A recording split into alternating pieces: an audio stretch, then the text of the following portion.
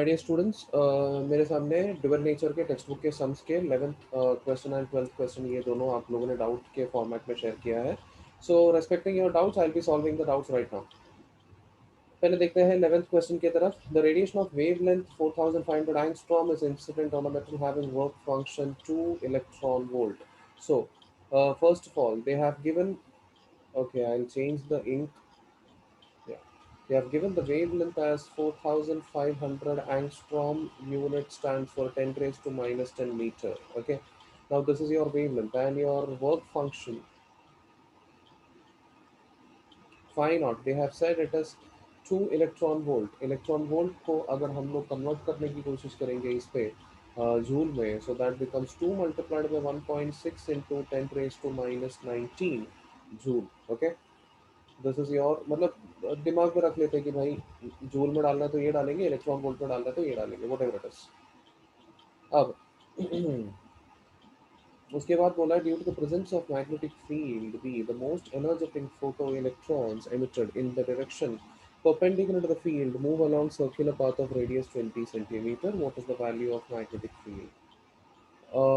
Most energetic electron जो है वो सर्कुलर पाथ में घूमती है, तो मैग्नेटिक फील्ड क्या है? अरे ये तो इजी है. साइक्लोट्रॉन जब हम लोग ने किया था, इसके पहले वाले चैप्टर में magnetic effect of electric current में, मैग्नेटिज्म के भी पहले वाले चैप्टर में हम लोग ने सीखा था दैट कोई भी चार्ज को अगर सर्कुलर मोशन करना है तो उसको जो अंदर की तरफ मैग्नेटिक फील्ड का जो फोर्स एक्सपीरियंस होता है that is q v B. वो q v B should be equal to हमारा centripetal force that is m we square by r. तो q v B is equal to M we square by r में से we और we अगर cancel कर देंगे तो हमारे पास बचेगा, इनको बी निकालना ना भाई, B will be equal to M V upon Q R. So m is mass of electron, q is charge of electron, v is velocity of electron, r is radius. Radius कितना है करके उन्होंने directly बताया है. r will be equal to 0.2 metre. Okay.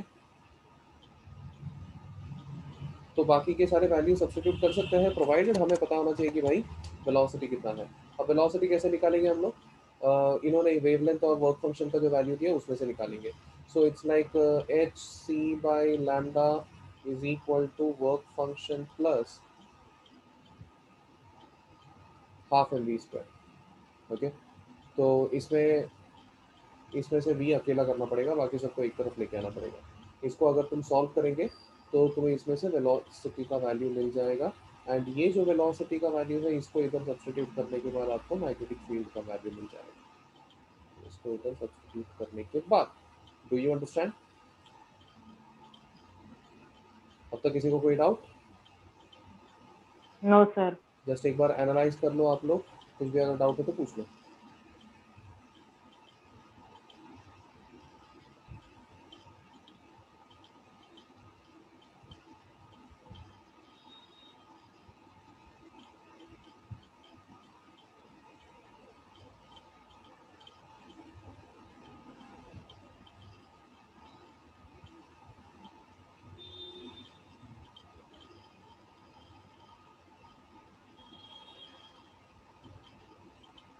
Sophia, आप मुझसे सवाल पूछ रहे हो क्या? मुझे समझ में आया क्या करके, understood question mark. Okay. Okay. Okay okay, no problem. ठीक है. So this is the scenario. ये था 11th प्रॉब्लम. 11th प्रॉब्लम के बाद अगर नेक्स्ट हम लोग करने की कोशिश करेंगे that is 12th problem.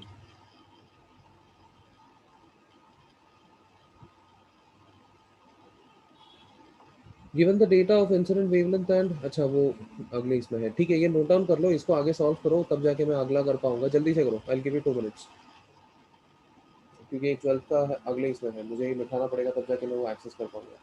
Please do it.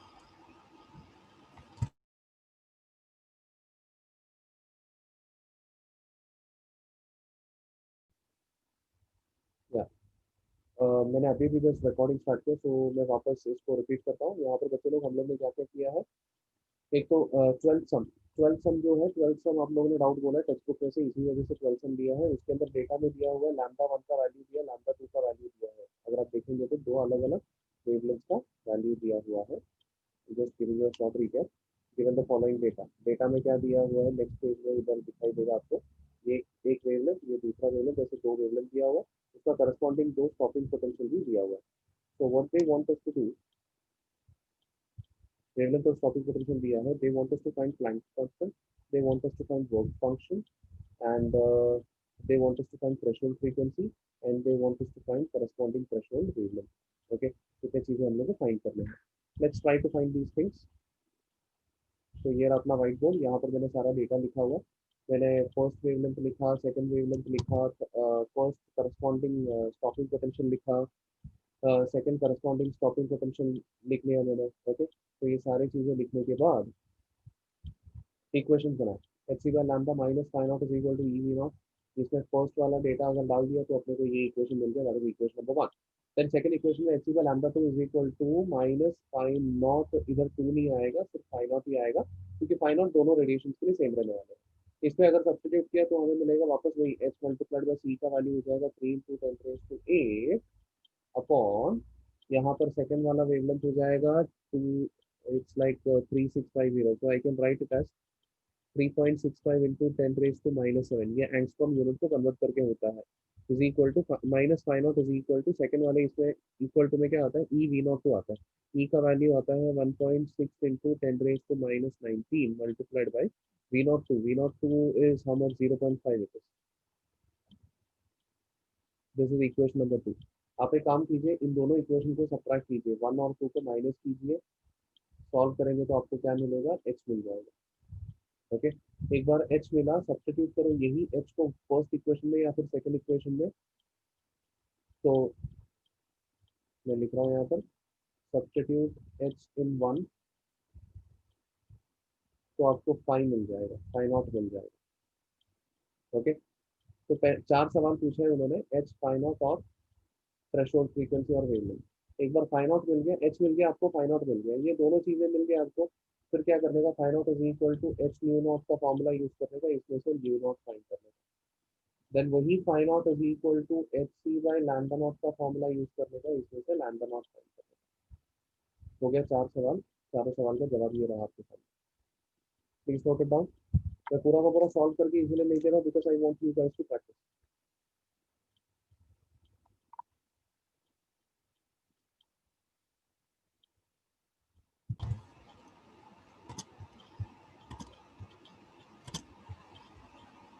सो ये रहा बच्चे लोग, अभी हम लोग को ना डुअल नेचर में बहुत ही छोटा सा ही पार्ट बाकी है, वो थोड़ा थियोरेटिकल पार्ट है, मतलब इट्स वेरी इजी एक्चुअली. तो इसी वजह से मैं सोचा टेक्स्ट बुक के हेल्प से आपको बताऊं, तो काफ़ी इजीली हो जाएगा वो चीज़. ओके, अभी नेक्स्ट हम लोग जो सीखने वाले हैं ड्यूअल नेचर के अंदर, हम लोग ने ऑलरेडी आइंस्टाइन इक्वेशन हो या कुछ भी हो, ये सारी चीज़ें हम लोग ने ऑलरेडी सीख ली है. ओके, सो थियोरेटिकली हमें पता है कि फोटोन क्या होता है, फोटोन के अंदर एनर्जी कितना होता है, ये सारी चीज़ें पता है. अब हम अगला जो सीखने वाले, इवन फोटो सेल के बारे में सीखा और फोटो सेल के एप्लीकेशंस के बारे में भी हम लोग ने सीख लिया. ओके, अब जो नेक्स्ट हम लोग सीखने वाले हैं वो है डी ब्रॉगली के बारे में सीखने वाले हैं. Okay, de Broglie is hypothesis. De Broglie is basically a scientist name. Okay, Prince Louis de Broglie, pronounced as de Broglie, okay, proposed on the basis of the symmetry existing in the nature. If radiation has dual nature, sometimes wave nature dominates and sometimes particle nature. Matter may also possess dual nature. Okay, तो ये बोलने की कोशिश कर रहा है कि matter, यहाँ पर हाईलाइट ये होता है कि भाई मैटर भी डुअल नेचर पोजेस कर सकती है. किधर गया, हाँ. ओके, बाकी सब तो हम लोग को ऑलरेडी पता था, ये एक नया चीज़ है, मतलब मैटर में भी डुअल नेचर है करके पता नहीं था. हमने तो अब तक क्या सीखा, इलेक्ट्रोमैग्नेटिक वेव्स या फिर लाइट वगैरह जो है उनमें डुअल नेचर होता है, बट मैटर में भी होता है करके ये चीज़ का कोई आइडिया नहीं था. सो this is a new thing for us. Now normally ये आपके टेक्स्ट बुक पे भी अंडरलाइन कर लेना ये point. Okay, normally we talk about matter as composed of particles, but they are situations where the matter seems to show as wave-like properties. This will become evident if the experiments on diffraction of electrons from nickel crystals described later in this chapter. तो एक experiment है nickel crystal को use करके, जहां पर diffraction of electron हम लोग देखने वाले हैं, वो लेटर इन दिस चैप्टर में आने वाला है, सो उसके बारे में ज्यादा टेंशन लेने की जरूरत नहीं है. Okay, De Broglie used the properties of frequency and wavelength of a wave to a relation proposed a relation to connect these with the particle. So एक वेव के जो प्रॉपर्टीज है, दैट इज अपना फ्रीक्वेंसी और wavelength, इन properties को उसने use किया उसके पार्टिकल के बाकी के प्रॉपर्टीज को कनेक्ट करने के लिए। क्या क्या प्रॉपर्टी अब यहाँ पर दिखाया जाएगा, कौन से प्रॉपर्टीज, एनर्जी एंड मोमेंटम, इन दोनों प्रॉपर्टीज को, मेनली एनर्जी एंड मोमेंटम, इन दोनों प्रॉपर्टीज को बताने के लिए। सो बेसिकली मोमेंटम का एक एक्सप्रेशन डी ब्रॉगली ने एक रिलेशन हमें दिया है, that is momentum is equal to energy upon speed. ये काफी एक इंपॉर्टेंट रिलेशन डी ब्रॉगली ने हमें दिया है। ओके, तो अभी आप सोचो कि सर ये आया कहाँ से। बेटा बेसिकली एक बात बोलो आपको, ये जो आया है ये आइंस्टाइन की इक्वेशन से आया है। अगर आप देखेंगे तो E is equal to M C square अपना आइंस्टाइन का इक्वेशन है, जिसमें मैं तोड़ूंगा इसको तो मैं ऐसे लिख सकता हूँ E is equal to M c, that is mass into velocity multiplied by velocity, and mass into velocity is basically momentum. So E is equal to p c, जिसका मतलब ये होता है P is equal to E upon c. ये हो जाएगा de Broglie's expression for अपना de Broglie's expression for momentum. So पहले चैप्टर का, चैप्टर नहीं, ये टॉपिक का हेडिंग लिख लीजिए बच्चे लोग। टॉपिक का हेडिंग लिखना डी ब्रॉगलीज,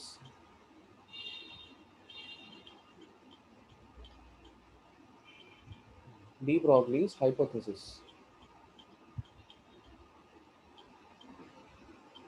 जल्दी से लिख लीजिए heading, D Broglie's hypothesis.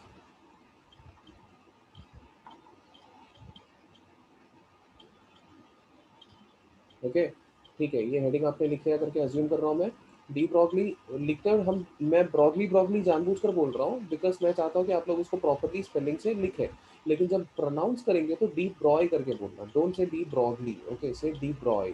Okay, सो डी ब्रॉय करके बोलना हमेशा। उसके बाद ये लाइन जरा लिख लीजिए, किधर गया, मैटर, हाँ। De Broglie stated that sometimes matter may also possess dual nature। ये जो लाइन है, de Broglie stated that sometimes matter may also possess dual nature, लिख लीजिए।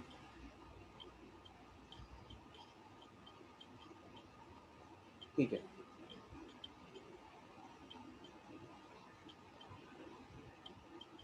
उसके बाद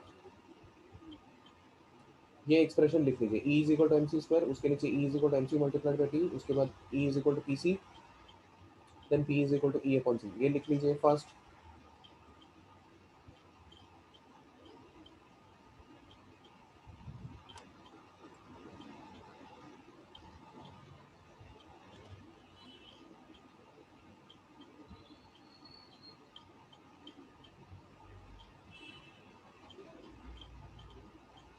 ठीक है, इसके आगे, इसके आगे इसके नीचे लिखने का, ये जो एनर्जी है ना, ये एनर्जी की जगह पे हम लोग एच न्यू में, एच न्यू भी तो लिख सकते हैं, but E is equal to H nu, मतलब प्लैंक्स कांस्टेंट टू फ्रीक्वेंसी, या फिर एच सी बाय लैम्डा।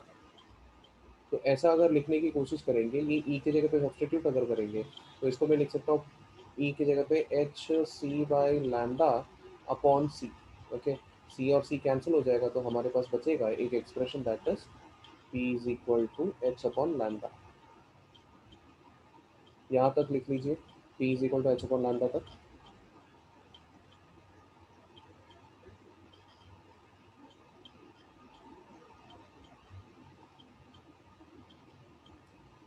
उसके बाद लिख लीजिएगा, this relation was given by de Broglie, de Broglie,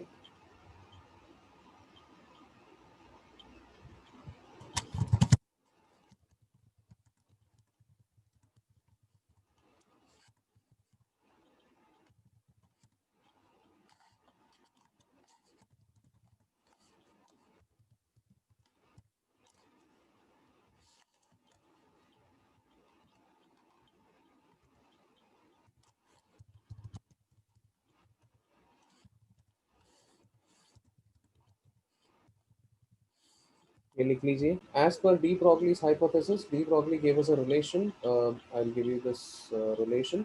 D Broglie gave us a relation, that is H is I'm so sorry, that is P momentum is equal to H upon lambda, or I can say lambda is equal to H upon P, or maybe I can also say that lambda is equal to H upon mc। okay, it doesn't matter।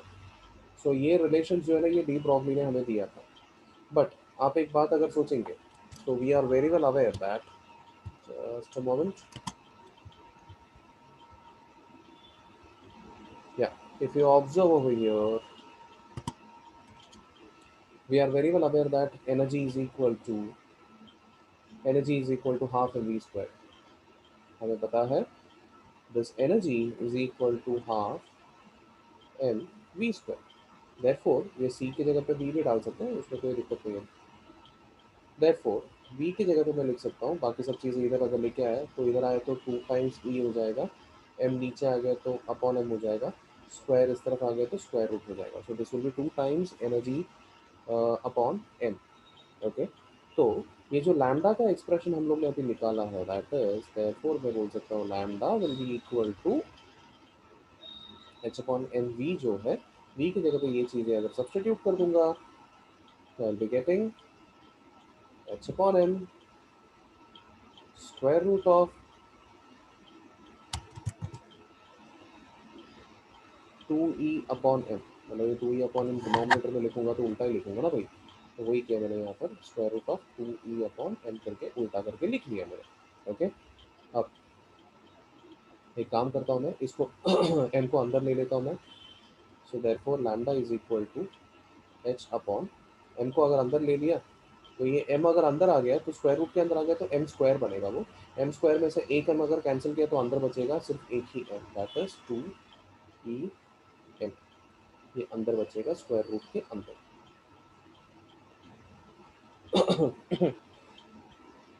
Did you understand this much? इसमें हम एक और चीज़ बोल सकते हैं, since energy is basically charge into potential, अगर substitute कर दिया therefore wavelength will be equal to H upon 2 q multiply by potential. ऐसे भी एक्सप्रेस कर सकते हैं.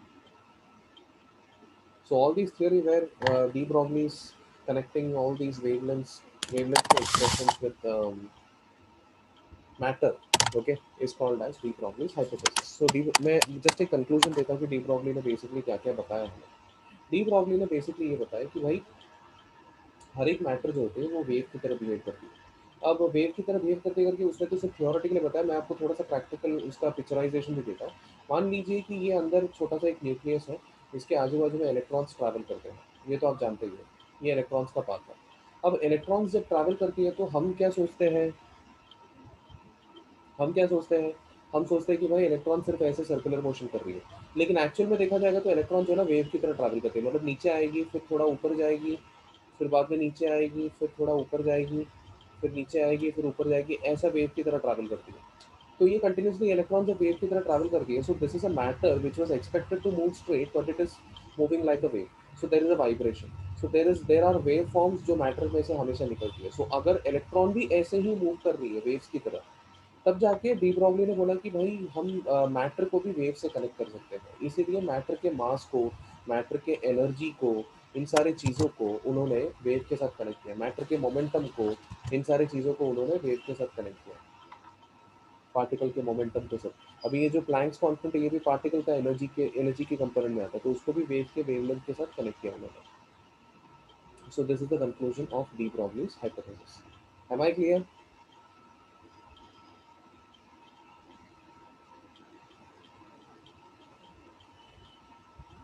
ओके, आई एम अज्यूमिंग कि साइलेंस का मतलब क्लियर है, बिकॉज डाउट होते हुए डेफिनेटली आप लोग पूछ लेते हैं. I am really glad.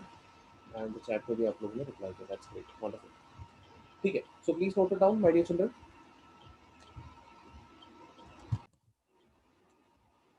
So my dear children, मैं वापस बताता हूँ मैंने थोड़ी देर पहले क्या समझाया था. अभी रिकॉर्डिंग स्टार्ट किया है, वापस समझा रहा हूँ.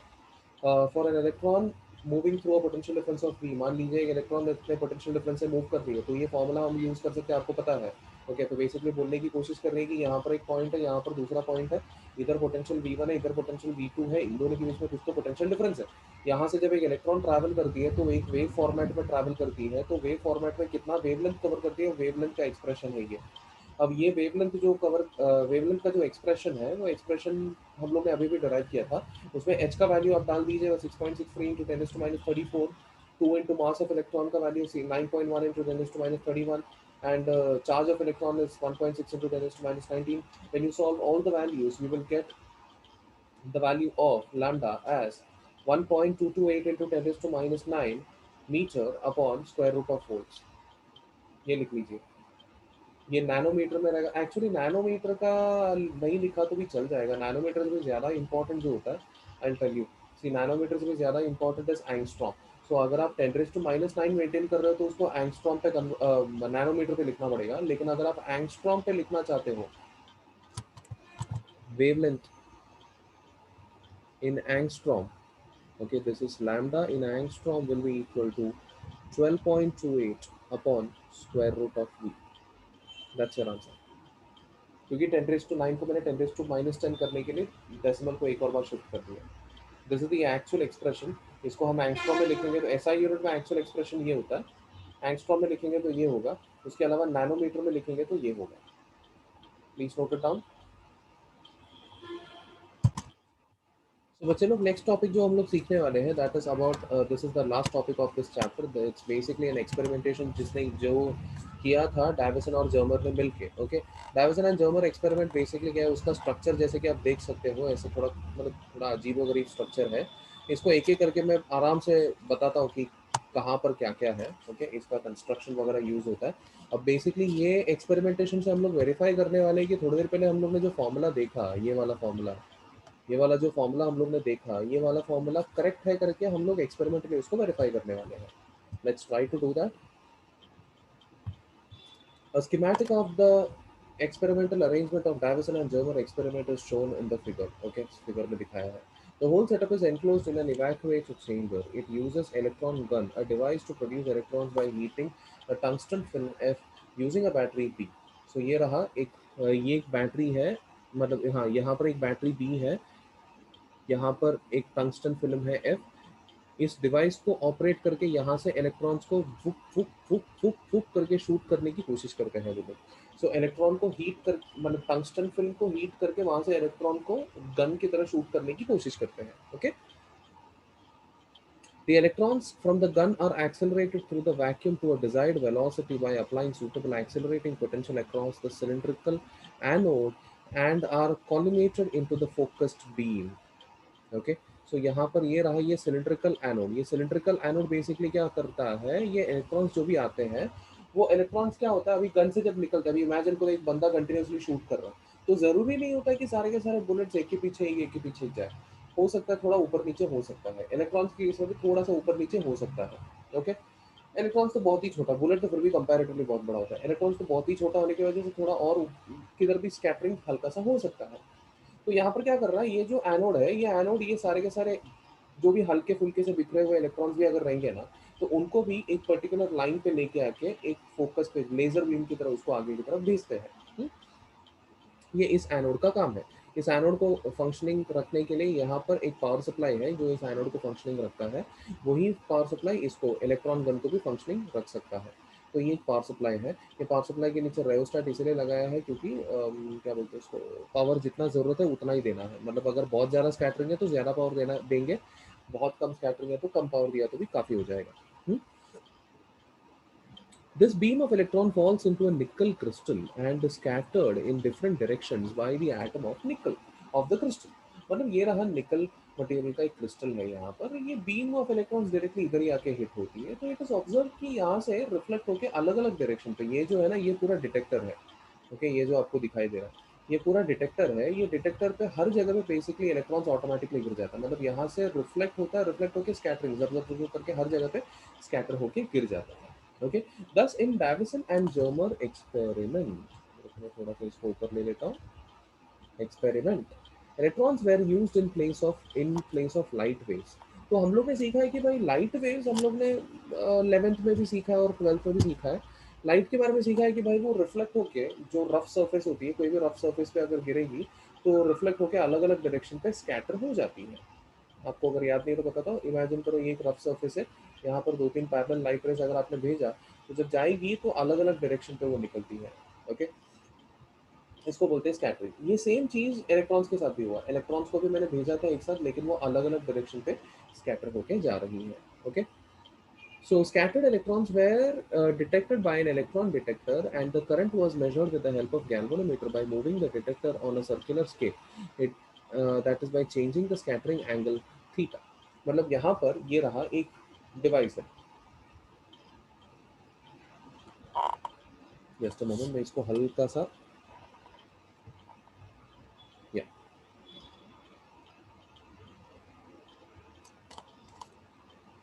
ये लीजिए, यहाँ पर एक डिवाइस है। ये जो डिवाइस है, ये डिवाइस को हम इधर से इधर मूव करवा सकते हैं। बेसिकली पूरे के पूरे प्लेट पे कंटिन्यूसली इलेक्ट्रॉन्स गिर रही है, लेकिन कौन से एरिया में कितना ज़्यादा इलेक्ट्रॉन्स गिर रहा है ये देखने के लिए, मतलब इलेक्ट्रॉन्स देखा जाएगा तो यहाँ पे गिर रही है इलेक्ट्रॉन्स, यहाँ पे गिर रही है, यहाँ पर भी गिर रही है, यहाँ पर भी गिर रही है।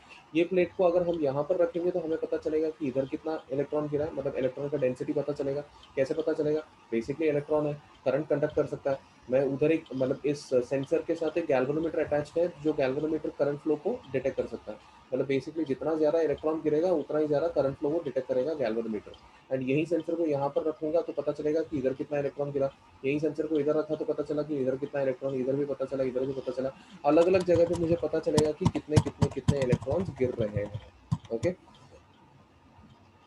तो ये सारे के सारे जो इलेक्ट्रॉन्स, या एंड मतलब इसके एंगल, मतलब उसके हिसाब से एंगल थीटा के हिसाब से भाई कितना ज़्यादा किधर किधर इलेक्ट्रॉन्स गिर रहा है करके मैं मेजर करते रहूँगा। एक्सपेरिमेंटेशन है तो अलग अलग एंगल्स के वैल्यूज़ क्या क्या है, अलग अलग एंगल्स के लिए इलेक्ट्रॉन के अलग अलग वैल्यूज़ क्या क्या है करके मैं नोट डाउन करते रहूँगा। एंगल बिटवीन, अच्छा, the intensity of scattered electron beam was measured for different values of scattering angle. जैसे मैंने बोला अलग अलग एंगल के लिए मैं वापस मेजर करते जाऊंगा कि भाई कितने कितने इलेक्ट्रॉन्स गिरते जा रहे हैं करके। The scattering intensity was not found to be uniform in all directions. मतलब ऐसा नहीं था कि भाई हर जगह पे सेम इंटेंसिटी से स्कैटर हुआ, मतलब जितना इधर गिरा उतना इधर गिरा, ऐसा कुछ था ही नहीं। सबका अलग अलग वैल्यूज थे। Okay, the intensity pattern resembled a diffraction pattern with peak corresponding to the constructive interference through all the regions of the destructive interference. Okay, अगर आपको याद होगा अपना इंटरफेरेंस एंड डाइफ्रैक्शन जो वेव ऑप्टिक्स में आपने सीखा था, तो वहां पर आपने देखा होगा कि डाइफ्रैक्शन का पैटर्न जो होती है वो ऐसा होता है। ओके, तो बेसिकली एक पीक पॉइंट होता है उसको, जहां पर सबसे ज्यादा ये होता है, क्या बोलते हैं उसको, लाइट गिरता है, एंड उसके अलावा बाकी सब जगह पे कंपैरेटिवली लाइट कम गिरता है। सो इसको भी ऐसा एक ऑब्जर्वेशन हुआ कि भाई एक पीक पॉइंट है जहाँ पर सबसे ज्यादा लाइट गिरता है, बाकी सब जगह पे कम लाइट गिरता है। तो इसका मतलब, हाँ, intensity pattern resemble diffraction pattern. Okay, इसका मतलब क्या होता है, डायफ्रैक्शन जो होता है वो एक्चुअली वेव का प्रॉपर्टी होता है। तो इस ऑब्जर्वेशन से ये पता चला कि भाई इलेक्ट्रॉन को डायफ्रैक्शन पैटर्न है, मतलब इलेक्ट्रॉन को वेव का प्रॉपर्टी, वेव जैसा प्रॉपर्टी होता है। So it is having wave like property. Am I clear till now?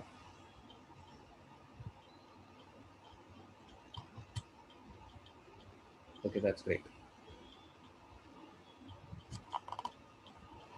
तो बेसिकली अपना डी ब्रॉगली वही स्टार्टिंग से प्रूव करने की कोशिश कर रहा था कि भाई इलेक्ट्रॉन को जो होती है वो वेव जैसा प्रॉपर्टी होता है इलेक्ट्रॉन को। ठीक है, आगे जब पढ़ने की कोशिश किया, Davisson and Germer varied the accelerating potential from 44 to 68 volt. तो एक्सेलरेटिंग पोटेंशियल, जो पोटेंशियल डिफरेंस उन्होंने अप्लाई किया था इलेक्ट्रॉन को ये करने के लिए, मतलब मैं बताता कौन सा वाला, ये वाला पोटेंशियल डिफरेंस अप्लाई किया था ना इस एनोड पे, इसके दम पे तो वो जा रहा था ना पूरी तरह से, और इसी के दम पे इलेक्ट्रॉन गन भी शूट कर रहा था। बेसिकली सब कुछ जो हो रही है, मतलब एक्सेलरेशन एनोड के अंदर हो रही है, यहाँ से या तो उसका स्पीड बढ़ाया जाता है, गन से एक मिनिमम एक मीडियम स्पीड से निकलता है और इनके बीच में उसके स्पीड को बढ़ाया जाता है। तो एक्सेलरेशन जो होती है ये इसके वोल्टेज को 44 और 68 के बीच में अलग अलग वैल्यूज पे उन्होंने एक्सपेरिमेंटेशन करके देखा कि अलग अलग वैल्यूज के लिए क्या क्या आ रहा है। Okay, the peak intensity of the scattered electron at a scattering angle of 50, मतलब उन्होंने ऑब्जर्व किया कि जब एंगल 50 डिग्री पे था तब जाके सबसे ज्यादा इलेक्ट्रॉन्स उनको यहाँ पर मिल रहा था। मतलब यहाँ पर इलेक्ट्रॉन कम है, यहाँ पर भी कम है, हर जगह कम है, लेकिन एंगल जब 50 डिग्री पे आया तो उनको सबसे ज्यादा इलेक्ट्रॉन मिल रहा था। ओके, एंड वो भी उनको अलग अलग वोल्टेज में अलग अलग वैल्यू मिल रहा था। उसमें कंपैरेटिवली 54 वोल्ट पे सबसे ज्यादा उनको मिला, मतलब 50 डिग्री पे 54 वोल्टेज में उनको सबसे ज्यादा इलेक्ट्रॉन का कंपोजिशन यहाँ पर दिखाई दिया। ओके, सो इसमें yeah, this peak was the result of the constructive interference of the electrons scattered from different layers of the regularly spaced atoms of the nickel crystal। ऐसा क्यों हो रहा था? सी अलग अलग वोल्टेजेस पे अलग अलग वैल्यूज क्यों दिखाई दे रहे थे? क्योंकि जितना ज़्यादा वोल्टेज बढ़ाएंगे उतना ही ज़्यादा एक्सेलरेट होता है, उतना ही ज़्यादा एनर्जी मिलता है। जितना ज़्यादा एनर्जी रहेगा निकल के उतना ही अंदर घुसने का इसमें प्रॉपर्टी मिलता है। रिफ्लेक्ट जरूर होता है, लेकिन कहाँ पर लग के रिफ्लेक्ट हो रहा है? क्या वो इस पे टॉप पे ही लग के रिफ्लेक्ट हो रहा है, क्या वो थोड़ा अंदर घुस के फिर रिफ्लेक्ट हो रहा है? ये चीज़ें डिपेंड करती हैं इसके एक्सेलरेटिंग वोल्टेजेस पे। तब जाके इन्होंने ऑब्जर्व किया कि इनको बेस्ट रिजल्ट जो मिला है 54 वोल्ट पे मिला, वो भी सबसे ज़्यादा इलेक्ट्रॉन मिला 50 डिग्री के एंगल पे मिला। सो ये नोट डाउन करके रखा, 54 वोल्ट करके उन्होंने नोट डाउन करके रखा। अब अपने पास ऑलरेडी एक फॉर्मूला था, याद है? ओके, अपने पास ऑलरेडी क्या फॉर्मूला था कि lambda is equal to 1.228 upon root of V nanometre पे। तो इसको अगर सॉल्व करेंगे तो इसका आंसर जो रहेगा नैनोमीटर का रहेगा, या फिर 1.67 एंगस्ट्रॉम रहेगा वो। ओके, तो ये वैल्यू थियोरेटिकली हम लोग निकाल सकते हैं। अभी चलो प्रैक्टिकली इसी वैल्यू को निकालने की कोशिश करते हैं।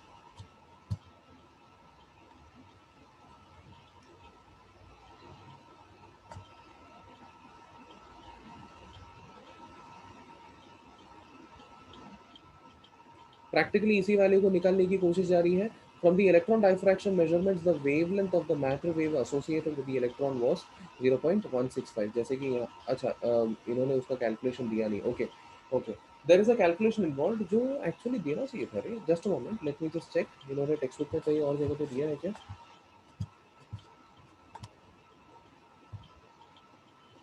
Just a moment.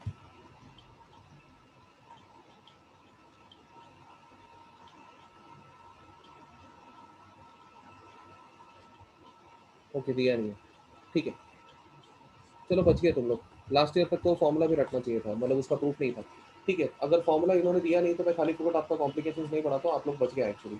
तो बेसिकली हम लोग ने थियोरेटिकली वैल्यू इतना डिराइव किया है, practically there is a procedure जिसके बाद उनको वैल्यू इतना मिला। तो उनको पता चला कि भाई हमने जो थियोरेटिकली जो फॉर्मूला डिराइव करके रखा था थोड़ी देर पहले, ये फॉर्मूला जो है दैट इज वेरीफाइड, एक्सपेरिमेंट में उसको वेरीफाई कर दिया।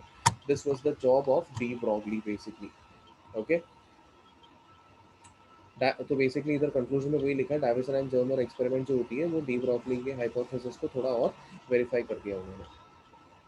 अब तक किसी को कोई डाउट?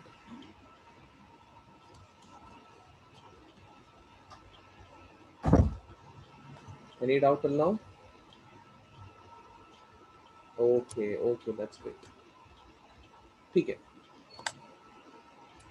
नेक्स्ट मतलब इसके बारे में थोड़ा मैंने आपको ऑलरेडी आइडिया दिया है, बट स्टिल थियोरेटिकल एस्पेक्ट है, जस्ट हम लोग we just go through it कि थियोरेटिकली क्या क्या है वो करके। सो wave particle duality of matter. Material particle shows wave like nature under certain circumstances। जैसे कि मैंने अभी अभी डिस्कस किया था, इलेक्ट्रॉन के मूव करने का जो स्ट्रक्चर है उस सब के हिसाब से मैंने बताया था कि वेव की तरह मूव हो सकती है। This phenomena is called as wave particle duality of matter. Okay, ये नाम अच्छे से याद रखना, wave particle duality of matter. Underline कर लो अपने टेक्स्ट बुक के अंदर सभी लोग।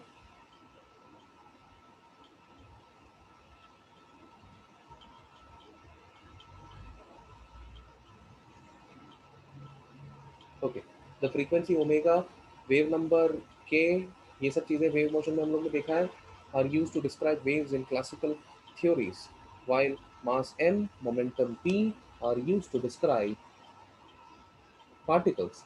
Wave particle duality implies that all moving particles have an associated frequency and an associated wave number, and all waves have an associated energy and associated momentum। मतलब simple सा फंडा है यार, जो भी मूविंग पार्टिकल होती है उसका एक फ्रीक्वेंसी होता है या फिर एक वेव नंबर होता है। वेव नंबर मतलब क्या होता है? इट इज वेव लेंथ का उल्टा।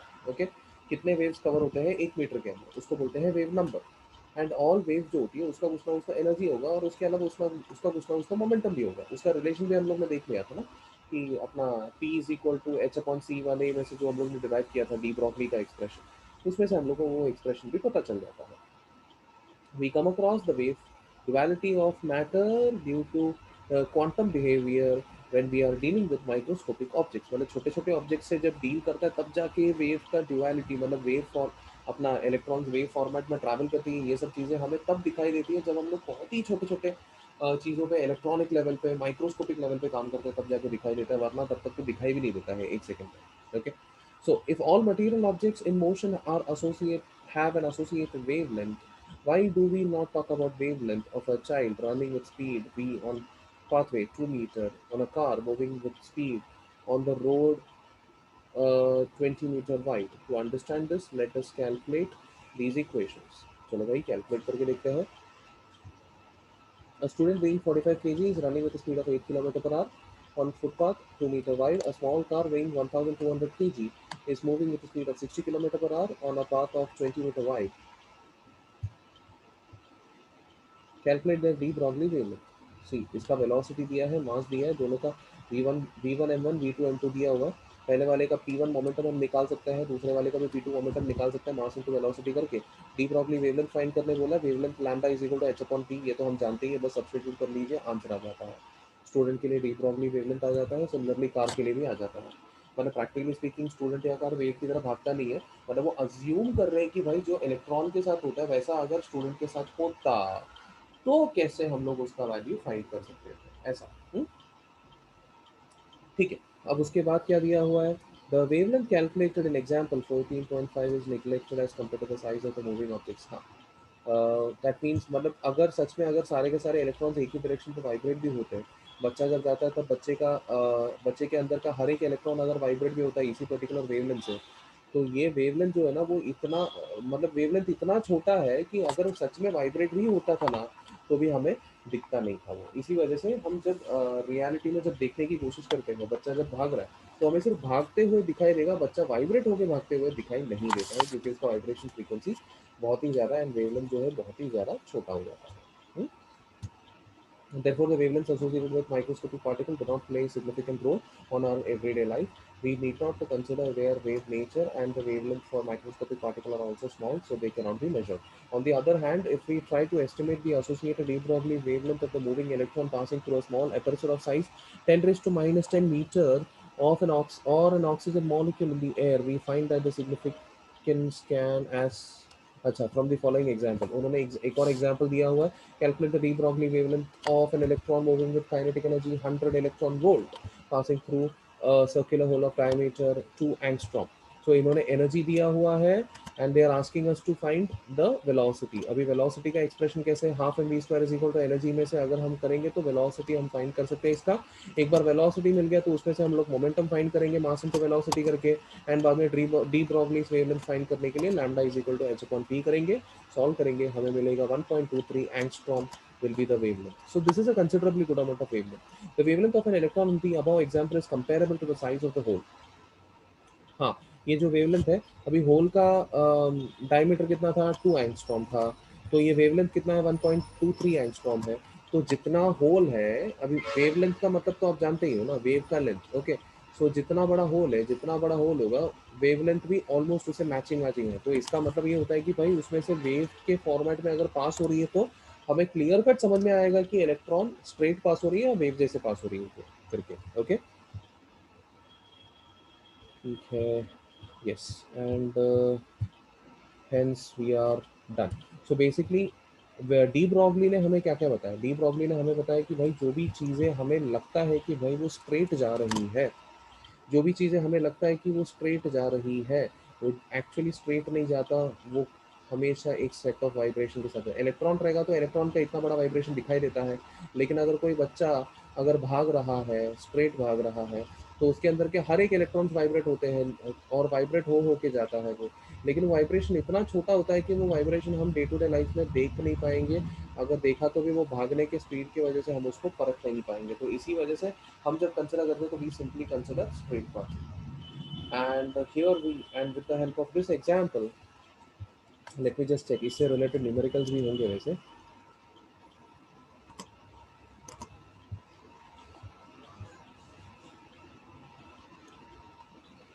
या बच्चे लोग यहाँ पर डी ब्रॉगली से connected I believe 13th one किया आप लोगों ने,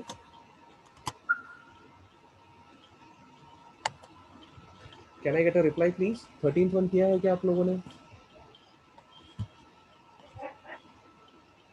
ओके ओके ओके, ठीक है। 13th वन एक्चुअली अपना पुराने वाले फॉर्मूले से हो जाता था, बट स्टिल ठीक है। अरे हाँ, इसमें नया वाला फॉर्मूला यूज़ करना पड़ेगा।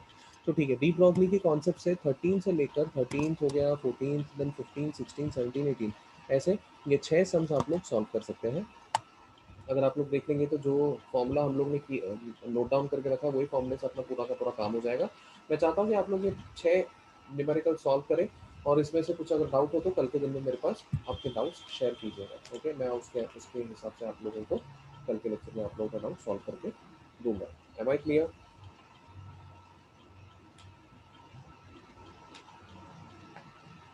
कोई doubt? Very good, very good, ठीक है। So with the help of this, we have come to an end of the theoretical session of dual nature. अभी dual nature के MCQs के बारे में डिस्कस करना है हमें.